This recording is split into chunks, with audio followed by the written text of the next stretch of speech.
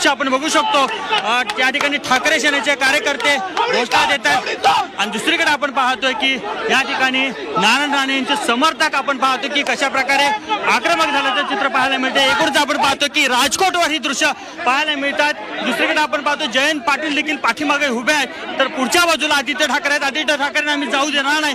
आपण पाहतो की पोलीस पूर्णतः या ठिकाणी प्रयत्न करतात कार्यकर्त्यांना ढकलून काढण्याचा, पण पोलिसांना धक्काबुक्की करून या ठिकाणी काढलं जाते। खरं तर छत्रपती शिवाजी महाराजांचं हे स्मारक आहे, त्या स्मारकाच्या ठिकाणी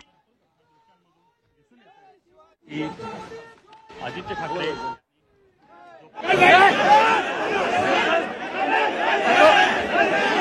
राजकोट किल्ल्यावर सध्या गोंधळाची स्थिती पाहायला मिळते। महाविकास आघाडीचे कार्यकर्ते आणि भाजपचे कार्यकर्ते, नारायण राणेंचे समर्थक यांच्यामध्ये धक्काबुक्की असल्याचं पाहायला मिळतं। त्यामुळे एक प्रकारे या राजकोट किल्ल्यावर सध्या तणावाची स्थिती आहे। पोलिसांनी यामध्ये खरं तर हस्तक्षेप केलाय, मात्र कार्यकर्ते ऐकायला तयार नाहीयेत। किल्ल्यावरच अशा पद्धतीची ही स्थिती सध्या पाहायला मिळते। त्यामुळे कधीपर्यंत हा सगळा गोंधळ निवळणार हे पाहणं अतिशय महत्त्वाचं आहे। पोलिसांकडून सुद्धा सध्या हस्तक्षेप केला जातोय, मात्र दोन्ही बाजूचे कार्यकर्ते आक्रमक झाल्याचं पाहायला मिळते। काही वेळातच महाविकास आघाडीचा धडक मोर्चा निघणार आहे।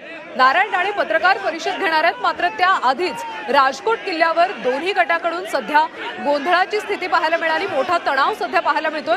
पोलिसांनी मध्यस्थी करण्याचा प्रयत्न केला, जयंत पाटील जे आहेत हा राडा पाहून आपण पाहतो जयंत पाटील इथून निघून जाताना दृश्य आपण बघू शकतो। एकूणच आपण पाहतो की जयंत पाटील हे आदित्य ठाकरे यांच्या सोबत पाहणी करत होते, पण आता जयंत पाटील यांनी इथून निघून जाणं कबूल केलेलं आणि ते निघताना दिसतात। ती दृश्य आपण बघू शकतो कशा प्रकारचे आहेत। एकूणच आपण पाहतोय की या ठिकाणी मोठा संघर्ष आपल्याला पाहायला मिळतोय। एकूणच आपण पाहतोय, आपण पुढे जयंत पाटील त्यांच्याकडे जाण्याचा प्रयत्न करूया। जयंत पाटलांची भूमिका काय आहे हे घेण्याचा प्रयत्न करूया। काही कार्यकर्ते आहेत जे अंगावर जाण्याचा प्रयत्न करत होते आणि त्याचबरोबर पुढे जाण्याचा प्रयत्न करत होते। हे ठाकरे सेनेचे कार्यकर्ते होते, त्यांना देखील या ठिकाणाहून बाहेर हुसकावून लावलं जाते। आपण पाहतो हे दृश्य खरं तर राजकोट हे छत्रपती शिवाजी महाराजांचे स्मारक आहे, अशा ठिकाणी ही अशा प्रकारची दुर्घटना घडते। एक महाराष्ट्राला लाजेल अशा प्रकारचे दृश्य या ठिकाणी पाहायला मिळते। आपण ही दृश्य बघतोय नेमकं काय घडतंय।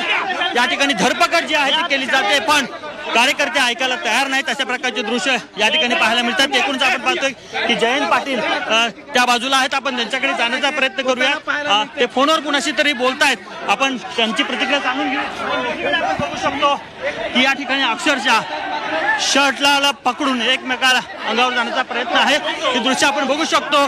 पोलीस अक्षरशः कार्यकर्त्यांना पकडून बाहेर करतायत, एकमेकाला खुन्नस देण्याचा पुरेपूर प्रयत्न या ठिकाणी केला जातो। ही राजकोटवरची घटना आहे, ज्या ठिकाणी अवघ्या काही तासाच्या आधी, काही दिवसाच्या आधी छत्रपती शिवाजी महाराजांचं स्मारक आहे ते कोसळलं होतं। आदित्य ठाकरे ठरलेल्या वेळाप्रमाणे या ठिकाणी आले, पण नंतर मात्र आपण पाहतोय नारायण राणे सुद्धा त्याच दरम्यान येऊन पाहणी करून गेले, पण त्यांचे कार्यकर्ते मात्र या ठिकाणी थांबले आणि ही दृश्य आपण बघू शकतो कशा प्रकारचे आहेत। त्या ठिकाणी नारायण राणे यांचे समर्थक आहेत।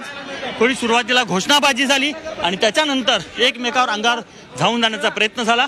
पोलिसांना ही परिस्थिती नियंत्रणात आणण्यात पूर्णतः अपयश आले असं म्हणता येईल, कारण ज्या पद्धतीची सुरक्षा व्यवस्था पाहिजे होती ती सुरक्षा व्यवस्था या ठिकाणी दिसून येत नाहीये।